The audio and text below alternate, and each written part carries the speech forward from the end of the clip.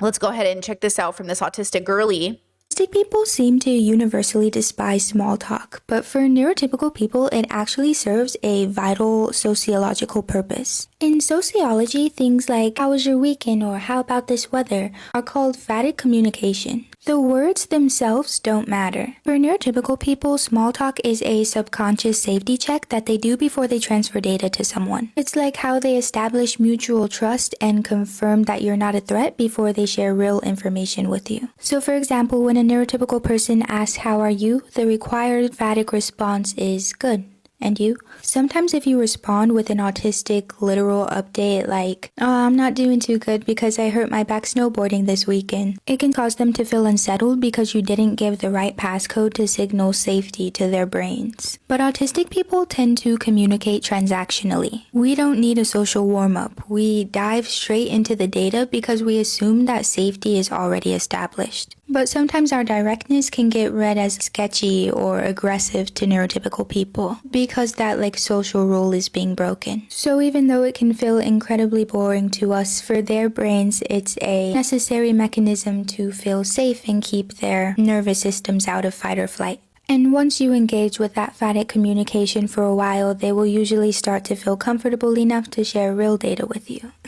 Autistic people.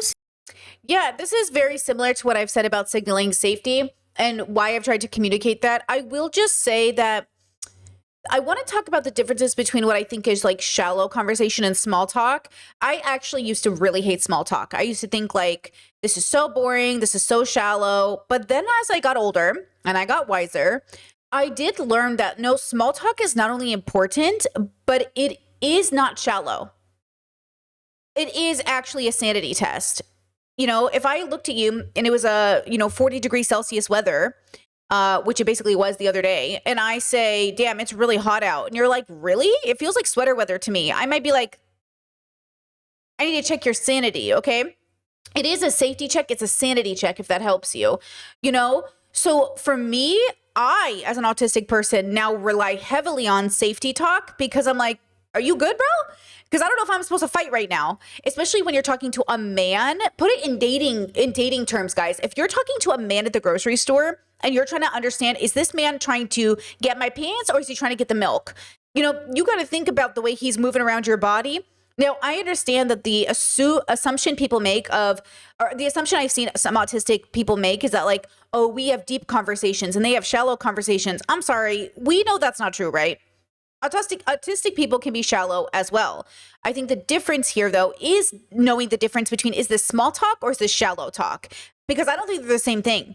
I actually think because of the role, like she's saying, that small talk takes in our life, it's actually life-saving like we are saving lives, right? Like we're possibly going to save someone's life, okay?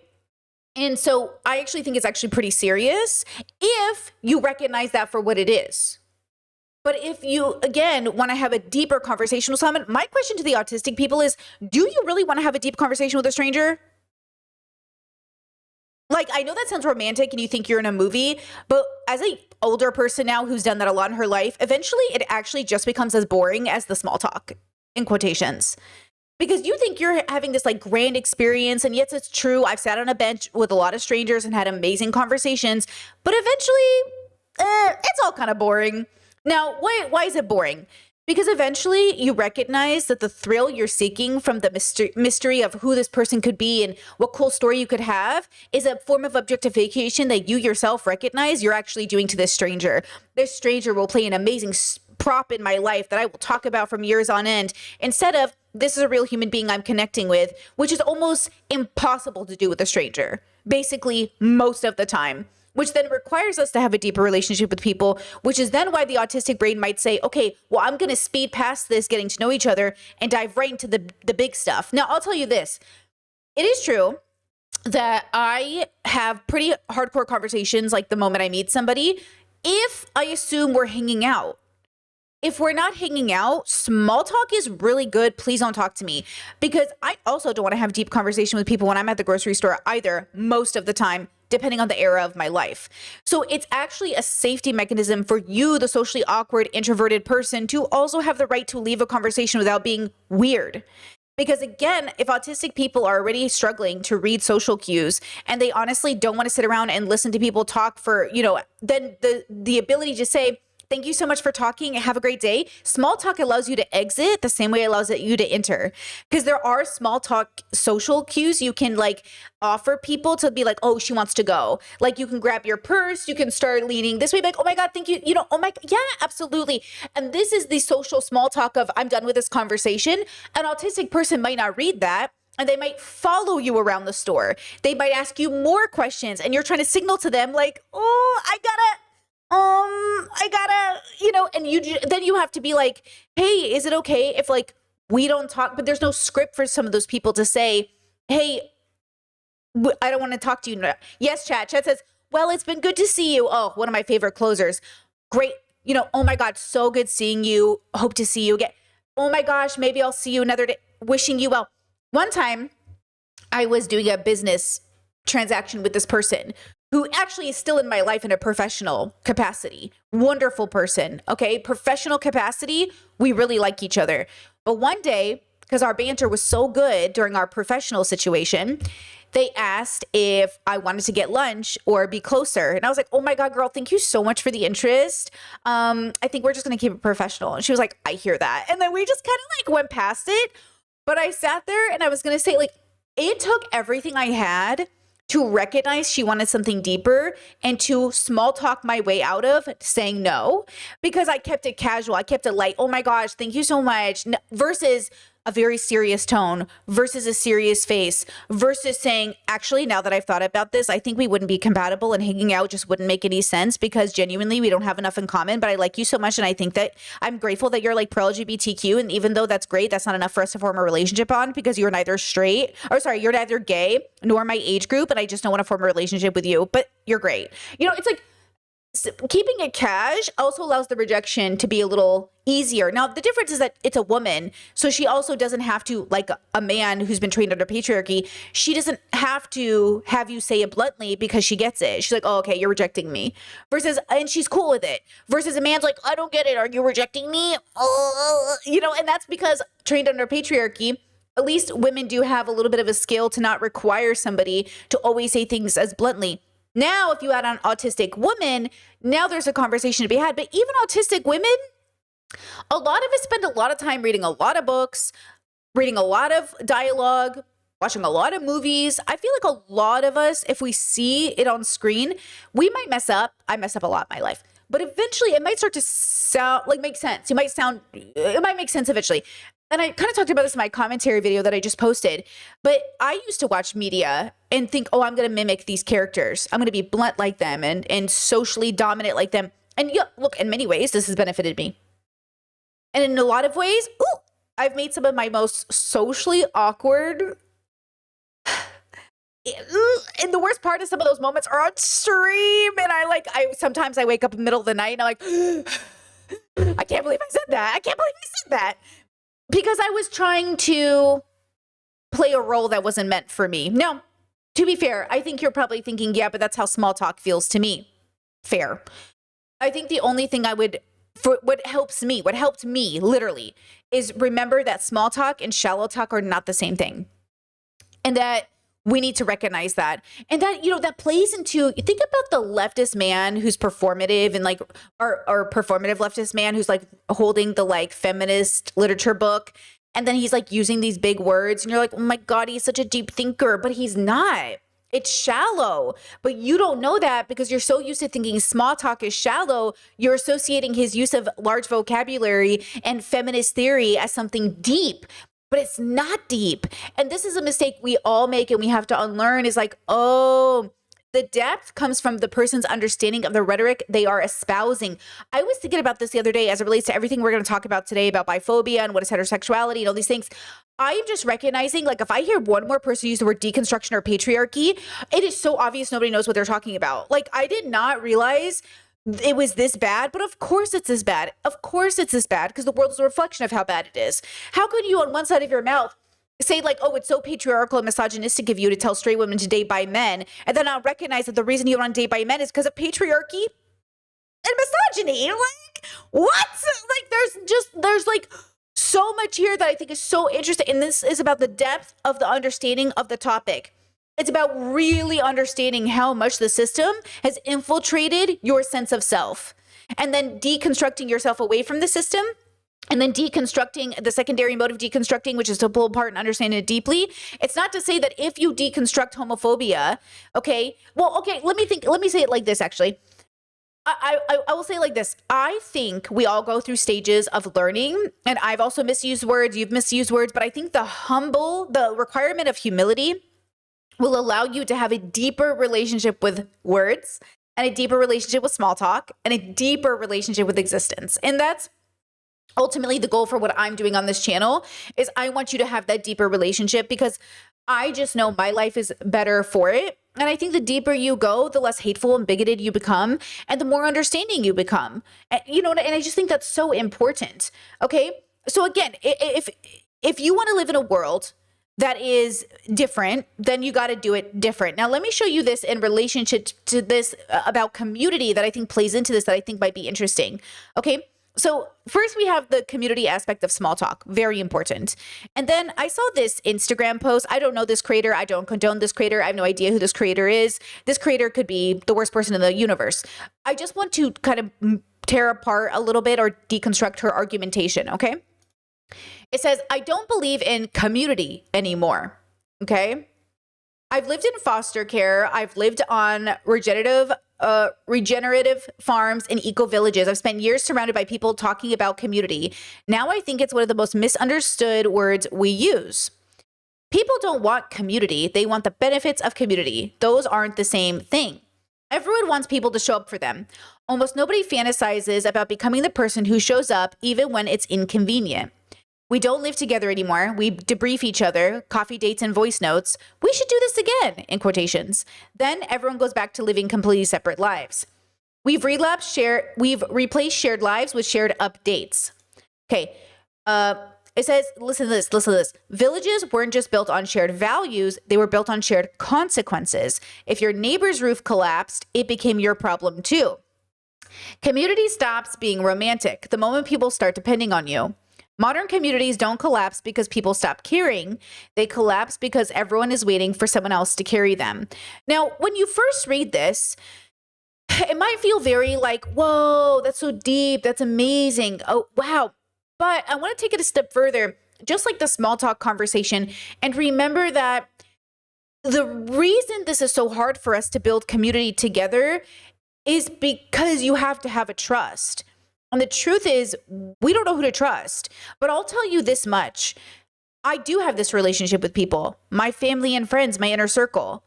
If my brothers need money, if they need a couch to sleep on, if somebody's having an emergency, if I need to get a ticket and fly to America, if I need help, like I do have this with my inner circle. I do. Like I am somebody's 3 a.m. call. I am somebody's call me if the roof collapses. The truth is that I have learned the community comes in all shapes and sizes, and it is a part of autism to actually define where your community stands in relationship to you. So for me, I have my inner circle, okay, my inner outer circle, and everybody else. And then you could just say like everybody else, like maybe the world that encompasses those bubbles might be a better way to think about it. So inner circle is like, family, very like basically anyone I consider a brother or sister. And parents, and that includes my chosen family, okay? And then inner outer circle are people that are like best friends, not bestie friends, like those are my sisters, but like close friends, like would be able to help them, but we're not technically each other's 2 a.m. call, but in a real pinch, they really could they really could call me, sorry. So this is like the inner outer circle, okay?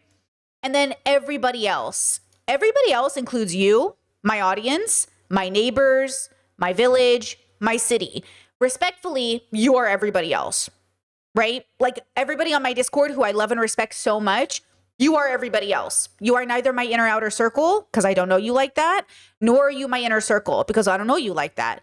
But you are everybody else, and you matter. You are still in my community because you matter. So if I have a bowling league, they are also everybody else. The bowling league I'm a part of, the D&D group I'm a part of, that is also everybody else, okay? Because they are neither my closest friends, nor are they my sister. Okay? Do you know what I'm saying? Are you my sister? No. Are you my closest friends? No. So you're not. You're just everybody else. And everybody else is very important. I want to be there for you to the best of my ability, open with boundaries. But you are still everybody else. Now, in that circle of inner circle and inner outer circle, so close friends, okay? Close friends, right? And sister, okay, that's the you got to be as good at okay. There's probably, I'm guesstimating, well, my family has 12, 15, so 15 people here, and this probably has like I don't know, 8 people-ish. Okay, we're dealing with a lot of humans, is what I'm trying to say. I'm dealing with a lot of humans, is what I'm trying to say. Okay, so not everybody has that, right? So of course, when you're, existing in the world, you're gonna have a relationship to. Let me pull up this TikTok to show you. Give me a second. Where's this video? Hold on, I gotta pull it up. You're having a relationship to reality that is specific to your understanding of your own limitations. Hold on. I got to pull it up. For some reason, I did not have it loaded. There it is. And why? Okay. So then you have this gentleman here, and this plays into the obligation for community, what I can rely on. Because listen to me when I say this. My siblings are more than happy to help me. I am more than happy to help my family and friends. If my friends call me, I am more than happy to help them. If they need me, I can be there. I can't be there for all emergencies. Like maybe if one of my close friends was like, hey, Britt, can I borrow 10K? I might be like, ooh, girl, that 10K is kind of reserved for my siblings, but like, can we talk? Why do you need 10K? You know? But like, if my family needed money, if my parents called me and said, Brittany, I really need help, like something bad happened, I'd be like, okay, for sure. Right? Like we'd figure it out because open with boundaries, and it's coming from a healthy place. I have a good relationship with my family and friends, which means them asking for money is allowed because that's what we've established. Whether or not I have it at the time, that's a different, I've definitely not always had it when they've asked. So I try to show up in different ways. Okay. Now this gentleman though, he's mistaking something. Well, I'll let you watch it and then we'll talk about it. So he's talking to people that are off screen right now, and they're asking him about his, like, could you ever be homeless? And why are you not a homeless person? Oh, because I made a sequence of really good decisions that made me not be homeless. What if I tracked you down, chopped off your legs, and stole all your money? Would you be homeless? No, I would be crippled. And then you would be in prison, yeah. I wouldn't be homeless, though. What if I got away with it? Then I would just be crippled. What would you do for work? I'd be unemployed. I would be unemployed like now, but I'd make more money. What if I burned your house down? I'd get a new one. You're living in a fake reality where you think you can never be homeless is insane. I could never be homeless. What do you mean? Okay, can I respond, please? So I have as much odds of being like a homeless person as I do of being like an Olympic athlete. These are in the same ballpark. They are equally as unlikely because people who are homeless for long terms, they are literally like, they are the Serena Williams of being homeless. They're professional homeless people and they're very good at it. I could never do that. I could never do that because that's a skill. But yeah, I don't get your point though. What are you saying? They're still Olympic athletes. They're still homeless people. It can still happen. Yeah, but you see, someone who's been homeless for, let's say, 10 years, the amount of resources they've been offered is in the millions. They have been offered millions of dollars of resources and they beat the resources. They literally overcame $1 million and they're still homeless. That's actually talent, skill, and dedication that I can't do. Have you ever been homeless? No, because I make good decisions, yeah. And why are you not a homeless person? Oh, because I made a sequence of really good decisions. He is. I don't know who this is. I don't even know. Is this AI? This is one of the most unlikable humans I have ever had the displeasure of watching. Oh my God. Is this AI? Is this fake? Yeah, chat setting, is this a satire? Is this satirical? Maybe, I don't even know. I just came across my feed this morning. Can I tell you, the moment that I saw it though, listen, even if this is satire, I have heard this same argument from so many people. Now, let me tell you this. Are you ready for this? Do you know why I'll never be unhoused or homeless? Because, and this is important, wrong button, Brittany, wrong button. Oh my gosh, I just opened up a program I was not supposed to open. Don't shut my computer down. Okay. Because in order for me to be unhoused, okay, 23 people would have to fall through. I would have had to burn 23 bridges minimally before I was unhoused. But that's because I have a community that will house me. If you don't have community and you don't have resources and you are in a bad position, unhousedness goes up. You are, yes, very likely to be unhoused. So for him to say, I made a series of good decisions that will not let me be unhoused and didn't mention community once, tells me that he doesn't think about his community. He thinks on his own bootstraps, he's going to make it. There is no way, girl. If I had absolutely nobody in my life, oh my God, the amount of times I would have been, you know what I mean? Absolutely unhoused, absolutely unable to pay rent, absolutely living in my car, not in the fun, adventurous way. You know, the fact that he went on that rant and didn't even involve the word community, I just made a series of good decisions. Was the good decision building community and loving people and being there and making sure that you have shared values? Or no, was the good decision that somehow like you're smarter, better, faster than everybody else? You know what I mean? And the fact that he said he was currently unemployed and he would just be unemployed but crippled is his word. Okay, again, like he's basically saying if you're unhoused and you're not on disability, like you're bad at paperwork, I guess, as if there aren't disabilities that would make it hard at paperwork. It's disgusting. It's a bad argumentation, but I've heard it from so many people my whole life. Listen to me when I say, okay, the unhoused crisis is a true crisis. It's a crisis of humanity. It's a crisis of health. It's a crisis for all of us.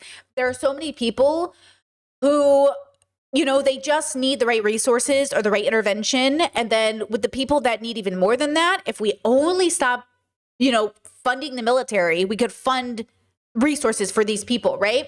Many of which are family and friends. Okay. I have unhoused relatives. Okay. So like you sit there and you think like what now, obviously with some people, there is a true problem. Like their community has ostracized them. They haven't found a community because they are maybe predators. We forget that predators get unhoused and that's why predators need housing. So they're off the streets. Okay. And we also have to remember that predators come in all shapes and sizes. So you could be an abuser in many ways. You could be a predator. It doesn't always mean the worst kind of predator you're thinking about, but there is a chance that some people will alienate their communities, which is why I believe in universal housing, give people health care, give people housing, even bad people, because it helps everybody down the line. We know this, right? Okay. So when we have these conversations, I think it's really important that all of us recognize what bubble we're in and how we're existing in the world. But this goes back to the small talk of, hi, how are you? I'm good. How are you? Because let me just tell you this. When I worked at a grocery store, there was a man who was harassing the women that worked there. And I was the last woman he harassed before I was like, we got to do something about this guy, because absolutely not. Right. So then we banned him from the store. The manager banned him from the store. He was being very sexually forward with all the girls. And he wasn't an American. It was interesting. He was like visiting, I think, or he was maybe an immigrant. I don't know. He's from Ireland, out of all the places. Anyways, so then I thought to myself, what if my manager hadn't banned him though? Because for every story I hear from people, a lot of the managers take the customer side. What if our manager hadn't banned him from the store?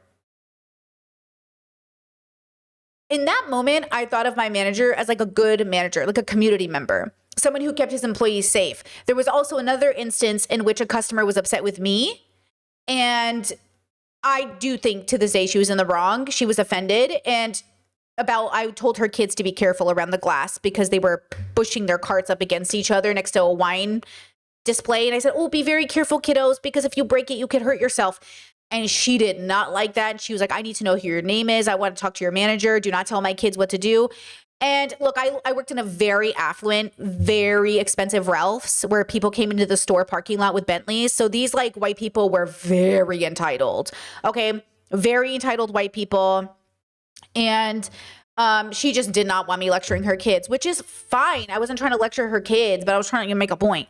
Anyways, all of this to say, in that moment, he took my side. In that moment, the manager card, those are like small ways that we'll be. So how does this relate to unhousedness? What if my manager didn't take my side and he fired me? I would have been at a job twice in that span of that career. What if he fired me because I stood up to a customer? You don't know how your day's going to go because you don't know who's in your community. You could be fired tomorrow if you have a boss who doesn't like value you or see that you're doing the right thing.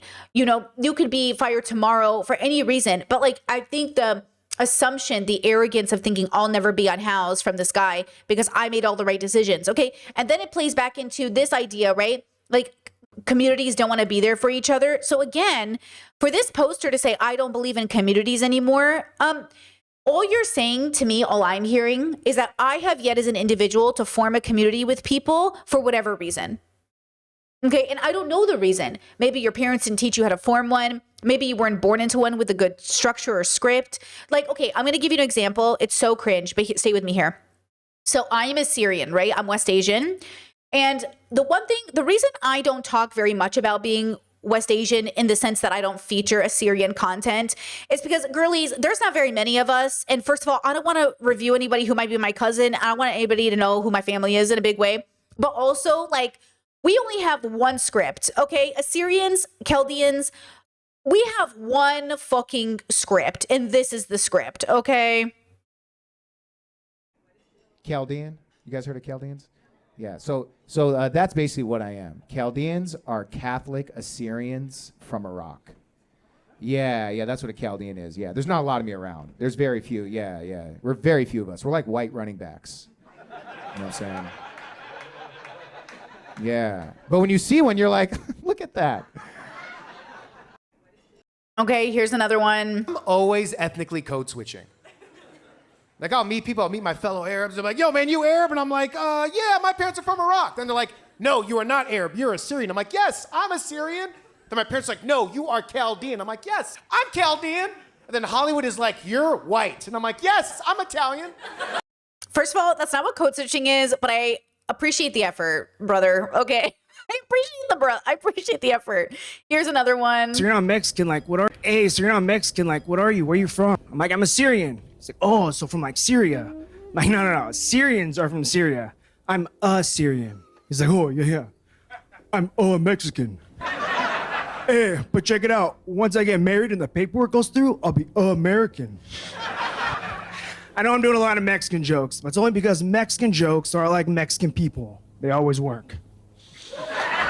You get it. Okay, we're cringe. We don't have a lot of jokes. We don't have a lot of anything over here because there's no way for us to relate our culture to you. So we stay insular. But I'll tell you something about the Assyrian community. I always have someone's couch to sleep on. So I mentioned my inner circle, right? Let me go back. So you remember how I said it's about 23 people? Okay, none of that was counting all of my cousins. So now if I needed a place to sleep, not only do I have the 23 closest people to me, but now I have the second group of closest people to me, everybody I'm related to, at least an extra 200 beds. And they would let me. Okay? Right? They would literally be like, of course. Okay? And that's what I'm trying to say is like something that I was born with a community. I found a community. I created a community and I maintain a community. And that is all done with a lot of small talk. Because let me just tell you this, when you're the queer kid with a bunch of Assyrians at a wedding, it is small talk. They might be blood relatives and we all might look the same, but when we're having discourse, you have small talk. Because they're conservative. Not all of them, but many of them. Okay, now when you're hanging out with the liberal Assyrians, you're chilling. It's fine. But the reality is like when we talk about small talk, it's not just with strangers. Sometimes it's at family gatherings. And now people might say, but I don't want that. I want somebody that I can be completely transparent or honest with or have deep talk with every time. Okay, girly, find yourself a bestie, find yourself a partner, find yourself a dog. Because the truth is not everyone can play that role in our life. Okay? There are so many people in my life that I am so close to. We are so deeply aligned. And yet there are avenues in which I cannot believe how much they do not understand me. Like sometimes I'm shocked at how much they do not understand me, but it's not me. It's a part of me. So again, when we talk about being seen, which I don't think we've really talked about in a while. Okay. There are parts of all of us. Okay. And there are parts of other people and we have matching parts. Okay. And those matching parts, they light up similar colors. And then there's parts of us that just like are not the same. They're different colors, so they'll never see each other. And I'm saying in the areas in which we do connect, that's beautiful, but it's not always, oh, no, I did that wrong. It's not in every way. So look, we have 3 points of connection and 2 points of non-connection. Okay, right? It's like I still value you for what I can see, and you still value me for what I can see. But that's the same thing even with small talk. With small talk, it's more like, I guess it's more like this, like, this is what we can see.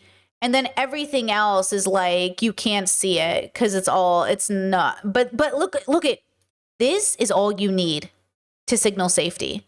This is all you need to build community. This is all you need to build is trust. If I have a neighbor, and I used to do this when I, years ago, I lived with my sister, and we had like the apartment complex in California was like, it was a whole apartment community. And then they had the housing, and each building on the property had like maybe 12 units or something. I don't know. And on our side of the unit, like one facing side, there was 2 extra neighbors. And I was like, hey, do you know your neighbors? And she was like, no. And I was like, okay, I'll go introduce myself. So I made a batch of cookies, and I went to introduce myself to the neighbors, and I gave them some Assyrian cookies. That's what I do. I make Assyrian cookies for people, and I make an ingredients list, and I tell them what's in it. And I say, if you're allergic to anything or can't eat these, that's okay. But I just wanted to offer you like I'm new to the neighborhood type thing. That small connection, which was all that was, made it possible for future situations for us to rely on each other. So one time they came to my door and said, hey, Britt, I'm making so-and-so. Do you have this ingredient? And I said, yeah, for sure. And I gave them the ingredient. On another day, I went to them and I said, oh my God, I can't run to the store right now. I'm going to go tomorrow. Do you have flour? Boom. Now flour. Okay. And then that's how it went. Or, hey, Bray, I'm going to be out of the house for a few hours, but, I'm leaving my kids at home, but they're old enough. But, if you overhear something, can you call me? Sure.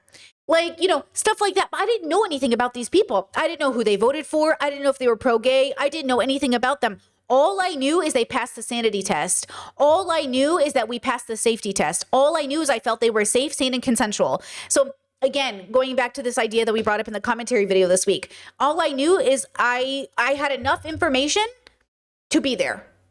And that's sometimes all you need. And again, so when we have these conversations, I want you to know the differences between shallow conversation, deep conversation, safety conversations, and the signals of unsafety, because I think that's what I take away from all of this. And I'm glad that Discord recommended this video, because I do think we forget that we are animals on a planet and we're trying to signal safety and we're trying to signal something familiar. So again, I'm not bragging to say, oh my God, I have all these people in my community. I'm telling you where I started. Okay?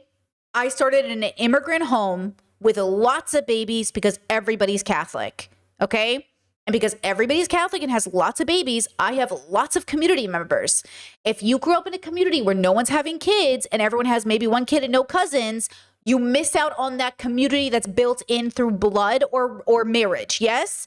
So then you have to build the community different. Now, because I was a queer kid in a very big biological family, I had to then make my leap into different bubbles to find my chosen family, which was also a struggle.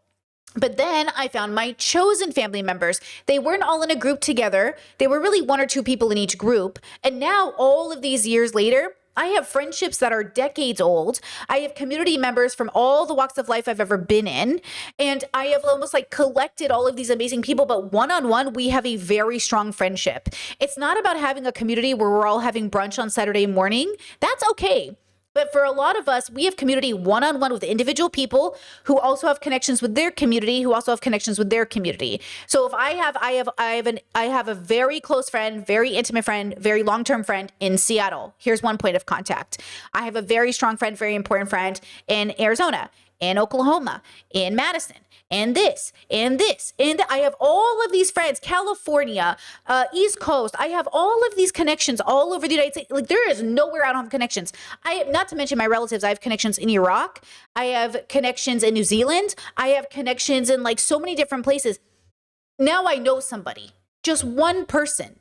And that one person goes, oh, I can vouch for Brittany. She's cool. And now I've got a community that embraces me because I've got person to vouch for me. Now, it's not that you're playing a game of manipulation to say, my goal in life is to be so cool, people want me in their community. Your goal in life, what are you, a liberal debate bro on the YouTubes? No, your goal in life is to be a good person and to attract and make connections with other people who are like you. And that's how you build organic community, not through trying to be cool or trying to show off or trying to pay for friendship, but by actually bonding with the individuals you are meeting up with. Community isn't there for you to objectify and utilize and take advantage of. Community is there for you to build, and see as something unique in themselves, like a consciousness, only it's a community, right? Super chat, woo woo, from, what is this, Labor? Much love from a deconstructing bro. Thanks for being consistent. Hey, shout out. Appreciate that. That's a very generous super chat. Appreciate that so much. Thank you so much. That's so kind. That's very nice. That's very nice, you know? Shout out to the community. So anyways, to wrap this up, as before we move on, because we're going to jump into another community bubble, it's going to be really exhausting. It's not about becoming bitter or hating or alienating ourselves away from communities. It's about gravitating towards communities that will embrace us and that share our values. So when we talk about this next conversation about, you know, biphobic women or liberal men or whoever else, I just want you to realize that a lot of the discourse about the solution has been, I'm not going to hang out with straight women. Instead of the solution being, I'm going to hang out with straight women that share my values. Same thing with dating. Oh, I'm not going to date any men, instead of just dating men that share your values. Or, oh, I'm not going to hang out with this group here. I had a bad experience. Okay, just like hang out with, you know what I mean? So like, again, we're going to focus on making sure that we build community with like-minded people, regardless of gender, background, or the underground community they happen to belong to.